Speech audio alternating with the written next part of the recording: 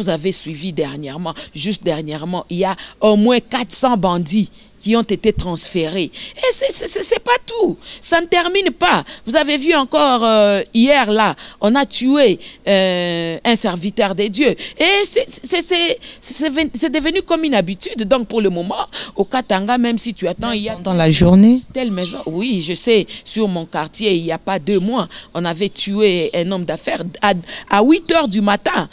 Il avait de l'argent avec sa Jeep, on l'a arrêté, il a été coincé entre des véhicules, on l'a tiré sur place et puis on a arraché l'argent. Donc je vous dis que pour le moment, il n'y a pas de couvre-feu, mais les gens eux-mêmes se mettent dans le couvre-feu là-bas. Donc on s'arrange pour qu'à 20 h, nous puissions rester à la maison pour éviter ces tracasseries. Donc partout on peut t'attaquer. Madame Catherine, si je vous comprends bien, c'est genre de réactions. Il n'y avait pas des policiers, il n'y avait pas des agents de l'ordre.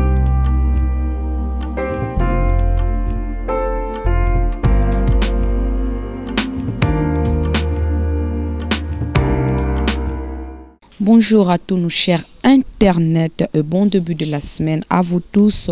Toujours au rendez-vous de notre émission Tosololango avec votre humble servante Jessica Dipo qui a reçu pour vous Madame Catherine Kachamakolela qui est la présidente de l'ASFD.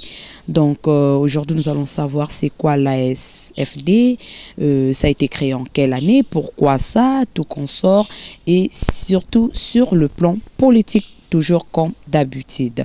Bienvenue à vous tous, sans plus tarder. Bonjour Madame Catherine. Bonjour. Comment allez-vous? Je vais très bien. Bonne année à vous, hein, malgré qu'ils sont en retard. C'est déjà février. Merci beaucoup. Mais quand même, on peut aussi récupérer. Je pense que la meilleure année commence avec janvier. Maintenant, on pense à autre chose. Voilà. Ok, merci beaucoup. Merci à vous tous pour votre fidélité. Restez toujours branchés dans votre chaîne et vous ne serez jamais dessus. Notre devoir, c'est vous rendre service. C'est ça. Vous ne serez jamais dessus. Madame Catherine, pourquoi l'ASFD? Je sais pas, la prononciation c'est un peu difficile, mais quand même ça sera aussi facile avec le temps. Et justement, il faut que vous puissiez vous habituer. On parle de l'ASFD, c'est-à-dire l'association de soutien au président Félix Antoine Tshisekedi pour le développement de proximité. Et pourquoi? Ouais. Nous sommes toujours de cet avis en tant que compatriotes. Nous savons dans quelle mesure est-ce que nous pouvons aider notre chef de l'État. Vous savez, dans ce pays, la plupart des gens ont toujours cette habitude de critiquer le pouvoir, de dire du mal du pouvoir.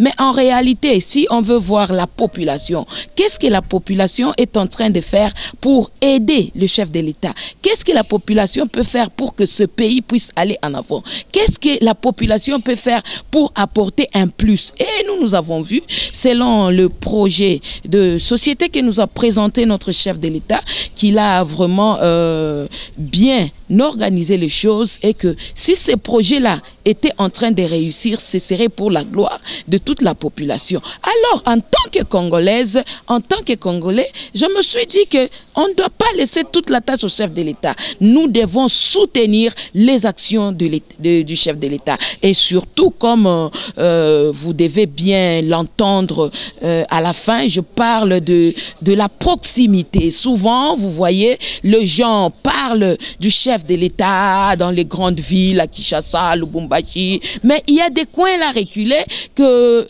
les gens ne connaissent même pas le chef de l'État. Donc les gens n'ont même pas les idées sur les actions du chef de l'État. Les gens ne savent même pas pourquoi le chef de l'État est là, qu'est-ce qu'il a comme visée, qu'est-ce qu'il veut faire pour eux. Mais là, c'est notre travail. C'est ce que nous nous sommes dit. Nous, notre souci, c'est répandre les actions du chef de l'État dans les proximités, les villages, les coins reculés là. Nous parlons du chef de l'État et ses actions et ce que nous, en tant que Congolais, nous devons rendre de retour à notre gouvernement. Vraiment, merci beaucoup, Madame Catherine. Mais vous allez plutôt nous rendre service en regardant la caméra pour la compréhension de nos chers téléspectateurs. C'est ça. Madame Catherine, l'ASFD a été créée en quelle année? Ouais, comme... Après, donc, répondez d'abord par rapport à l'année. Comme vous le savez bien, c'est une association qui soutient les chefs de l'État. C'est que juste après son investiture, donc le 24 janvier 2019, nous avons été vraiment séduits par son discours et nous nous sommes décidés de l'accompagner dans ces 5 ans, 10 ans, selon la volonté de Dieu. Il y a aussi l'intérêt du président de la République démocratique du Congo et à part ça, il y a aussi l'intérêt de la population congolaise dedans. Et justement, tout le monde se retrouve puisque les actions du chef de l'État sont bien répandues, mais dans les grands centres, c'est mieux, mais vers les proximités, les gens ne sont pas informés. Il y a des villages, il y a des trucs là un peu. Et comment est-ce que les actions du chef vont arriver jusque-là? Alors nous, en tant que partisans qui soutiennent le chef de l'État, nous sommes assignés aussi pour notre part de choses à aider le chef en ce sens-là. Et aussi cette population, le chef a parlé des actions, plusieurs actions. Nous n'allons pas tout lui laisser. Nous aussi, en tant que Congolais, nous savons que nous pouvons faire ça. Dans cette branche, il a parlé de l'agriculture, il a parlé de ceci, il a parlé de cela. Le peuple d'abord et nous, qu'est-ce qu'on peut faire? Même un petit rien là, pour l'aider à ce que cette population aussi se sente vraiment à l'aise vis-à-vis des actions de son chef.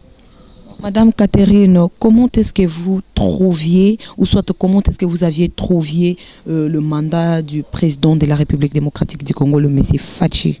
Oui, comme vous l'avez bien entendu dès le début, il avait dit on apprend à être président du jour au lendemain. Il est président, aujourd'hui nommé président, président un jour, 2 jours, aujourd'hui. On est déjà à 1 année. Nous avons vu que beaucoup de réalisations ont été faites, quels que soient les crocs à jambes qu'ils subissent à travers les soi-disant partenaires des FCC là. Vous savez qu'il y a un peu... Soi-disant? Ouais, les beaucoup partenaires, puisque nous, vraiment, la population, franchement, on ne se retrouve pas dans cette alliance-là. Alors, donc, il y a beaucoup de crocs à jambes, surtout là où je suis, j'en remarque beaucoup. Alors, nous n'allons pas laisser comme ça le champ vide. C'est pourquoi nous nous sommes dit... On ne doit pas laisser le président qui se prononce et ailleurs, il y a autre chose qui sont en train de se faire. Le président a bien travaillé, vous tous, vous êtes d'accord? Vous savez qu'on avait parlé de la gratuité pendant beaucoup d'années, que c'était vraiment juste une histoire, mais aujourd'hui, avec moins d'1 année de mandat, nous avons vu que c'était une effectivité et ça a aidé beaucoup les parents, ça les a épaulés. Les parents qui avaient, comme vous savez vous-même que nous, les Africains, nous avons beaucoup d'enfants, tu pouvais avoir 10 enfants, 15 enfants qui pouvaient payer 20 000 francs, 30 000 francs, mais tout cet argent-là économisé par an, c'est pas peu de choses. Juste par mois, tu as un peu plus de 20 000, 30 000 et 300 000 francs d'économie, donc ça apaise même les esprits des parents. Donc c'est vraiment le plus grand projet, moi je me dis, qui a été réalisé. Il y a des routes par-ci par-là qui sont réhabilitées, des ponts qui sont en train d'être réhabilités. Nous avons vu aussi le camp Tchachi, comme vous le voyez ici, qui a été réhabilité. Donc, le chef de l'État a bien travaillé, il se dépense, il a aussi renoué les relations diplomatiques avec le monde extérieur. Comme vous le savez bien, notre pays n'avait plus d'honneur à l'étranger. Notre pays, le Congolais, partout où il partait, il était vraiment minimisé, il n'avait pas de valeur. Mais avec lui, nous avons pu constater que, comme l'a dit les autres Africains, peut-être certains Congolais n'ont pas encore remarqué, le président Félix Antoine Tshisekedi est la bénédiction pour ce grand pays. Au moins une fois, nous avons eu un président de la République qui est premièrement chrétien, un président de la République qui est 100% congolais, un président de la République qui a vécu les mêmes problèmes, les mêmes difficultés que tout le Congolais. Donc, pour moi, c'est vraiment une bonne chose, la venue du président Félix Antoine Tshisekedi à la tête de ce pays. Merci beaucoup, Madame Catherine. Madame Catherine, quelle est la position de la politique au Katanga? Ouais, vraiment, la politique au Katanga, elle n'est pas tellement bonne, puisque depuis un certain temps, nous assistons à des actes de banditisme vraiment très prononcés. Je me dis, on peut chaque semaine, chaque mois, avoir même 30, 50 bandits par mois. Donc l'insécurité bat son plein, que ce soit la journée, que ce soit la nuit. Les femmes sont violées devant leurs enfants. Il y a des parents qui sont tués, nous laissons derrière eux beaucoup des orphelins, beaucoup des veuves qui se trouvent vers un avenir incertain. On dirait que c'est quelque chose comme le sabotage. Moi, je me dis, si réellement il y a un ministre de l'Intérieur, c'est même pas ce qu'il fait comme travail. Là, vraiment, il y a absence totale de sécurité au niveau du Haut-Katanga. Si vous avez suivi juste dernièrement, il y a au moins 400 bandits qui ont été transférés. Et c'est pas tout. Ça ne termine pas. Vous avez vu encore hier, là, on a tué un serviteur de Dieu. Et c'est devenu comme une habitude. Donc, pour le moment, au Katanga, même si tu attends, il y a... Dans la journée? Telle maison. Oui, je sais, sur mon quartier, il n'y a pas 2 mois, on avait tué un homme d'affaires à 8 h du matin. Il avait de l'argent avec sa Jeep, on l'a arrêté, il a été coincé entre des véhicules, on l'a tiré sur place et puis on a arraché l'argent. Donc je vous dis que pour le moment, il n'y a pas de couvre-feu, mais les gens eux-mêmes se mettent dans le couvre-feu là-bas. Donc on s'arrange pour qu'à 20 h, nous puissions rester à la maison pour éviter ces tracasseries. Donc partout, on peut t'attaquer. Madame Catherine, si je vous comprends bien, c'est ce genre de réaction. Il n'y avait pas des policiers, il n'y avait pas des agents de l'ordre pour mettre un peu de l'ordre ou comment? Qu'est-ce que je peux dire? Puisque même dans les bandits là qu'on arrête, il y en a qui sont des militaires. Tu vas me dire que ce sont les militaires qui mettent de l'ordre, quoi. Il y a beaucoup à changer de ce côté-là. Il y a beaucoup à changer. Nous savons que nous continuons toujours à travailler avec ceux qui ont régné avant.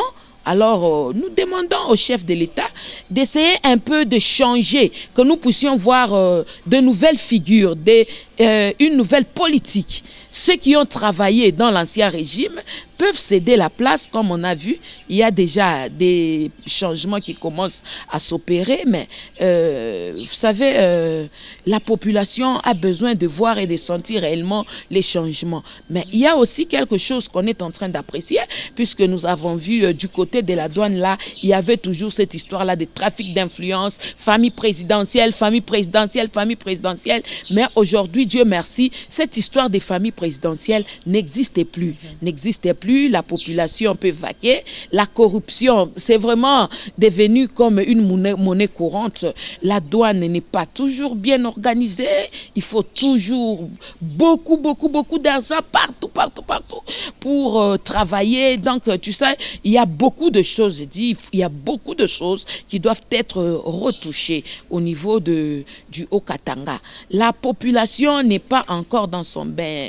Il y a crise, la farine a haussé de prix, bon, la population se plaint, l'argent ne circule pas. Alors tout cela, nous voulons vraiment qu'on puisse nous amener des nouvelles têtes pour que les choses puissent un peu changer sur tous les plans. À la douane, on doit amener des nouvelles têtes. Au niveau de la police, on amène quand même de nouvelles personnes, de nouveaux stratégies. On essaie un peu de voir comment est-ce qu'on peut sécuriser cette population. Vous savez, avec nos gens ici qui ont pris cette majorité d'être des gouverneurs partout, si tu vois aujourd'hui au Katanga, notre ville là, c'était quand même une ville très propre. Mais maintenant, tu vas trouver en plein centre-ville, toutes les villes, on a créé, je ne sais pas, des lacs qu'on peut nommer n'importe quoi. En plein centre-ville, des routes vraiment délabrées, les gouverneurs, ils passent là, ils ne s'occupent pas, ils s'intéressent seulement à mettre ces photos partout, mais vraiment, arranger la ville, rien. Des saletés partout. Moi, je me dis, nous avons changé la tête, mais aussi le soubassement doit changer pour que la population puisse sentir réellement ce changement. Merci Madame Catherine. Madame Catherine demande plus les changements au niveau de Katanga. Donc juste ça, je tiens à signaler à tous nos chers téléspectateurs que cette émission est bilingue. Donc nous allons mélanger toutes genres de langues pour rendre un peu nos chers téléspectateurs à l'aise pour qu'ils se sentent que kimia baza bien ba oyo ya français ba se retrouver ba oyo pe ya lingala ba se retrouver et pourquoi pas madame Catherine ba oyo pe ba yoka swahili ba se retrouver parce que vous êtes katangais, c'est ça non? Voilà. Donc madame, vous avez touché un beau point là. Nous devrons mettre le point sur les i parce que nayambaki monsieur moko ya Katanga lobi kuna na Katanga bozo la plus Moïse Katumbi, mais c'est Moïse Katumbi bozo l'absence naie bozo donc bozo kokate sans yé makambozo salama bien, est-ce que c'est vrai? Ça me fait rire d'abord cette question, vraiment, c'est lui qui a dit ça, il est venu d'où? Si réellement il vient du Haut-Katanga comme je le suis, il ne dira pas ça. Vous savez, quand monsieur Katumbi devait rentrer, il y avait eu une masse vraiment importante qui est allée l'accueillir à l'aéroport. Et tout le monde était en train de crier, non, la farine va, on va rabaisser le prix de la farine, les choses vont changer, ceci, cela.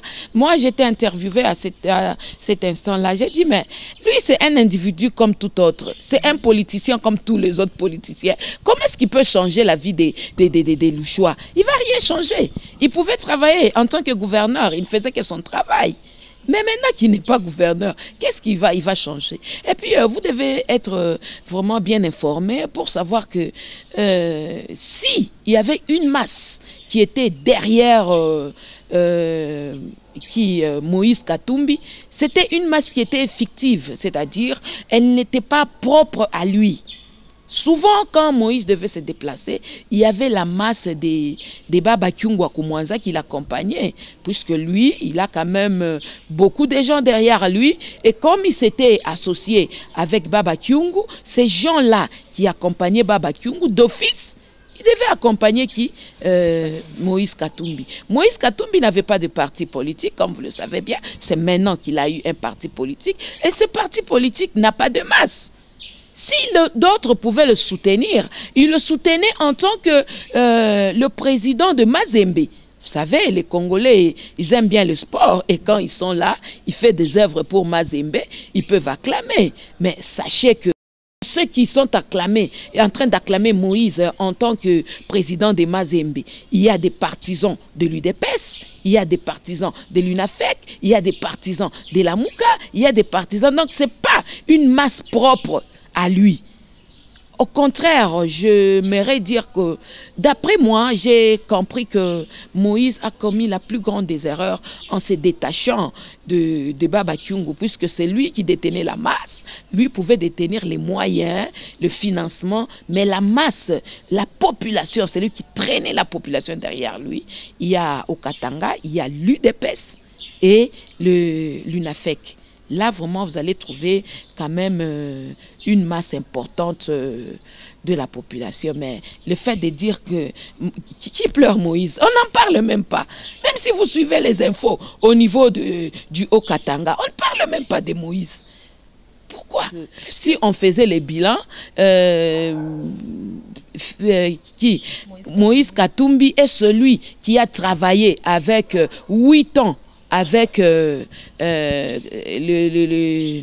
l'ex-président Joseph Kabila, et nous savons, nous tous, que les bilans du président, de l'ex-président Kabila était purement négatif. Ce n'est pas encore qu'on va rentrer là-bas. Donc si on dit que c'était négatif, donc tous ceux qui ont travaillé là, ils étaient négatifs. Donc, ce n'est pas aujourd'hui que vous allez les blanchir. Ce n'est pas aujourd'hui les gens se disent que non, comment le président Félix-Antoine Tshisekedi est en train de protéger l'autorité morale des FCC, ceci, cela. Non, Il a mal travaillé, on le reconnaît, il a mal travaillé. Mais le président Félix, c'est un pacificateur, c'est un chrétien, il a oublié, il a pardonné. Il a aussi pardonné à Moïse, Monsieur Moïse, tout ce qu'il a fait là. Alors, nous n'allons pas dire que si c'était bien, on n'allait pas dire aujourd'hui que ce gouvernement-là devait partir. Donc, si on va juger de près, je te dirais qu'il y a ceux qui étaient satisfaits et ceux qui n'étaient pas satisfaits. Il y a des routes qu'il a pu faire et je ne sais pas que c'est une information. Dans le temps, il y a d'autres qui disaient qu'est-ce qu'il est en train de mettre, d'arranger comme route. C'est comme s'il mettait les pavements des maisons. Peut-être quelque part, je peux leur donner raison puisqu'il n'y a pas 5 ans qu'il est sorti du pouvoir. Mais tous ces goudrons-là qu'il était en train de faire, c'est déjà délabré. Donc, ce n'était pas de la bonne qualité. Je peux donner raison à celui qui disait qu'il est en train de mettre les pavements sur la route. Donc, quand on est en train de faire une chose, on doit...